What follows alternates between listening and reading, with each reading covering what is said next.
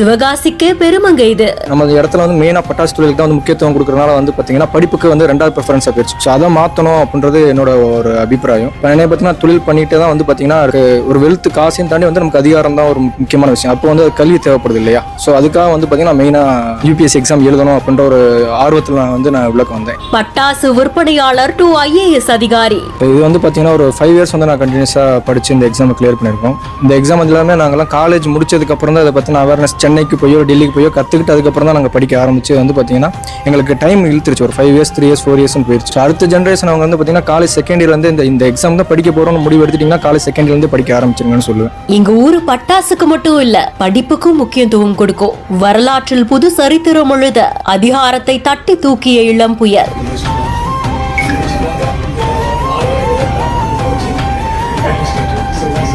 UPSC 2024க்கான தேர்வு முடிவுகள் வெளியாகி இருந்தது. இதுல சிவகாசி மாவட்டத்தை சேர்ந்த 4 பேர் தேர்ச்சி பெற்றிருக்காங்க. சிவகாசிக்கே பெருமை சேர்த்த ரீட்டா மகியா, கோகுலக்கண்ணன் மற்றும் அப்சரா அவர்கள் அழைத்து சிவகாசி சட்டமன்ற உறுப்பினர் அரசன் AMSG அசோகன் அவர்கள் நேர்லையே அழைத்து வாழ்த்து தெரிவித்து நினைவு பரிசும் வழங்கியிருக்காங்க. இதுல தாயில்பட்டி கிராமத்தை சேர்ந்த கோகுலக்கண்ணன் அவர்கள் தான் எதற்காக UPSC எக்ஸாம் எழுதணும் அப்படின்னு நினைச்சாங்க, எப்படி இந்த எக்ஸாம தொழில் செஞ்சுக்கிட்டே கிராக் பண்ணாங்க அப்படின்றத இதுக்கப்புறமா என்ன செய்ய போறாங்கன்றதையும் தெரிவிச்சிருந்திருக்காங்க.